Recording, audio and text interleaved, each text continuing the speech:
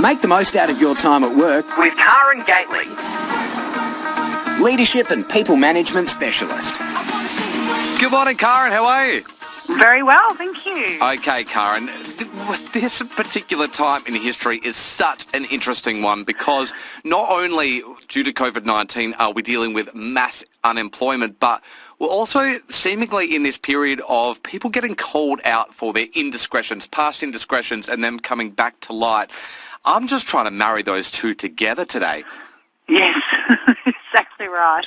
I think, my immediate response to that is it is a time for courage. We need to be really brave if we're actually going to navigate through this time. So as a starting point, there are lots of risks around our employment. If we choose to stand up for what is right, do I need to just keep my head down, fly under the radar here so that I don't lose my job? Yep. Or do I actually stand up and do the right thing? Well, that's right. So the central question this morning is, if we see indiscretions in the workplace, not necessarily our own, but happening around us, should we be saying something? Should we be doing something? Yes. Now, I say that so quickly and reasonably, but that doesn't mean that it's not challenging, right? Absolutely not. It's incredibly confronting. I mean, yesterday I watched on TikTok, of all things, a young girl sharing her story of workplace bullying that was just horrendous, up to and including this business owner throwing a party to celebrate the fact that she was leaving. God. Exactly. So now, that particular example, my mind immediately goes to that had better be an empty party. People need to, in those circumstances, vote with their feet and not turn up. Yeah. That's an incredibly cruel thing to do to a young woman, and you're in a powerful CEO position. Then, in my mind, it's incumbent upon every decent human being in that business to say, no, not going to be part of that, not going to support that. Now, obviously that's one stance versus actually verbalising your disappointment or verbalising your objection. So whether it's bullying or racism or sexism or whatever it is, the reality is those things people are allowed to get away with those things because people don't speak up. Yeah. And we don't take a stance. Now, for a long time, we've left it to the victims to speak up. But the reality is, for those things to really stop and be dealt with, it needs to become super unpopular and risky to go there because everybody will stamp on it. What do you say to the person that is hearing this and saying, okay, I know the situation, I've seen things happen, but the way that my workplace is set up, I don't know who to turn to? Yeah. Well, again, it's very much about, there's a couple of layers of this. Obviously, turn to the individual. Are you okay? Do you need my support? Absolutely. Clearly, if it's a peer that's behaving badly, a respectful but firm conversation that says, hey, I'm not sure if you're aware, but that's actually quite a way over the line here and you're having a serious impact. Yep.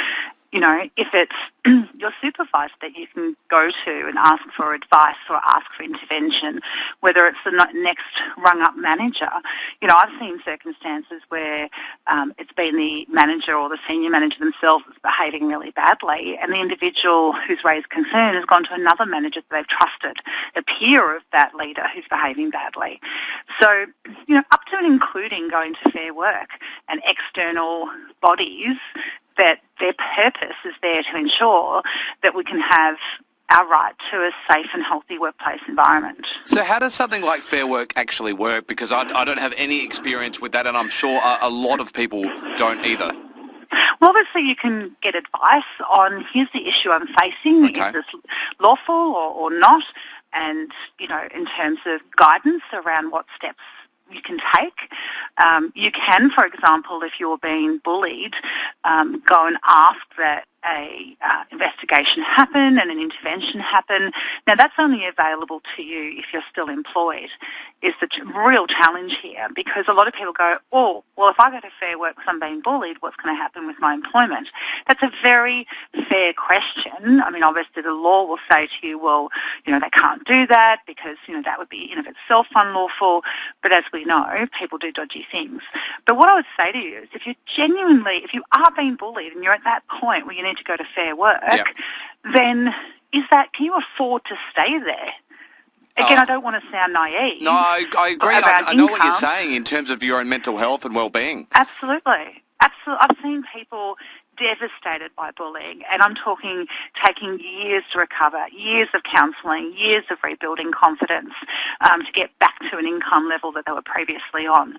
So, it can have devastating impacts to actually stay in that space and allow somebody to treat us in those ways. Yep. So, again, reach out to those kinds of people like Fair Work who can at least help you to understand what's my reality and what are my options. And then absolutely it takes a big dose of courage and choosing to have the courage to do the right thing. Some incredible advice there. And I would say as well, just keep records, keep as many records as you can. Write down what's going on so you can reference it later. Karen, it is such an interesting time in employment in workplaces around this country and around the world. So glad we have you to guide us to it. We'll catch up again next Monday. Look forward to it.